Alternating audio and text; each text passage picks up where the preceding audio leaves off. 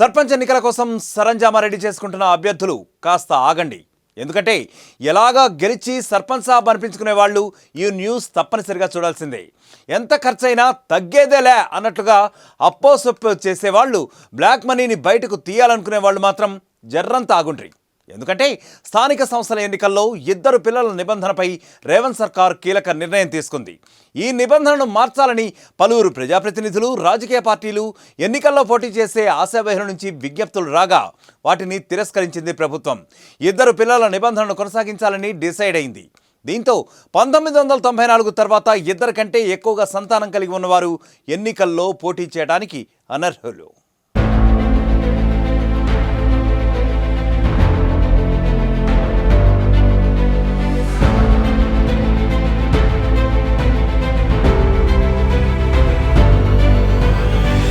తెలంగాణలో త్వరలో మరో ఎన్నికల నగారా మోగనుంది. స్థానిక సంస్థల ఎన్నికలకు సర్కార్ సిద్ధమవుతోంది.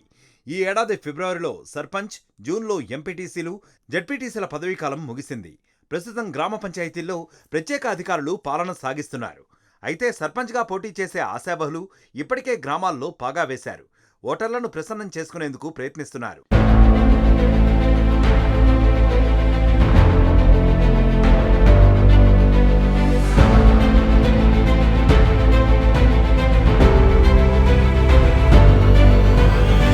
మంచి చెడులకు హాజరై స్థానిక సంస్థల ఎన్నికలకు సమాయత్తమవుతున్నారు. ఈ నేపథ్యంలో స్థానిక సంస్థల ఎన్నికల్లో 2 పిల్లల నిబంధనపై రేవంత్ సర్కార్ కీలక నిర్ణయం తీసుకుంది.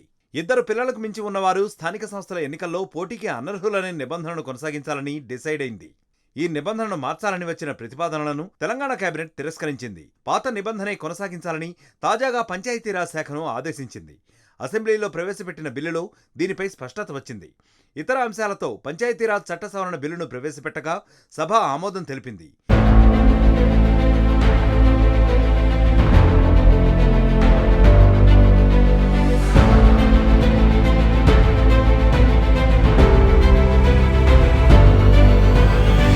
ఆ బిల్లులో 2 పిల్లల నిబంధనపై ఎటువంటి సవరణ చేయలేదు.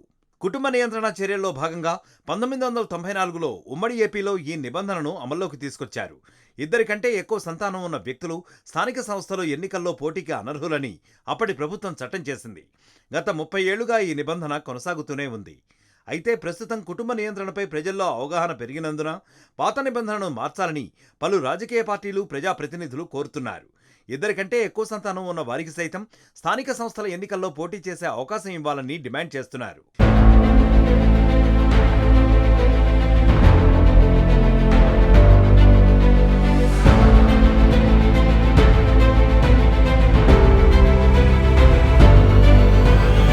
ఈ అంశంపై కొందరు మంత్రులు హామీ కూడా ఇచ్చారు.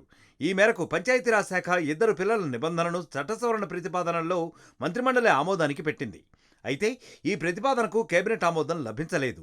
నిబంధన మార్పును కొన్ని వర్గాలు వ్యతిరేకిస్తాయనే కారణంతో ప్రతిపాదనను ప్రభుత్వం నిరాకరించినట్లు తెలుస్తోంది. ఈ ఒక్కటి మినహా మిగిలిన అన్ని ప్రతిపాదనలను తాజాగా మంత్రిమండలి ఆమోదించింది. దీనికి అనుగుణంగా చట్ట సవరణ బిల్లును రూపొందించారు. అనంతరం అసెంబ్లీలో ప్రవేశపెట్టారు. కాగా జనవరి చివరి వారం లేదా ఫిబ్రవరిలో స్థానిక సంస్థల ఎన్నికలకు నోటిఫికేషన్ వెలువడనుందనే లీకులు వినిపిస్తున్నాయి.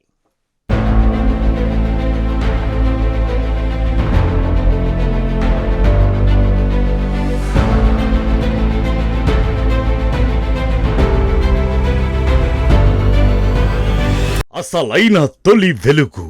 ఫాలో వాట్సాప్ @తొలి వెలుగు official.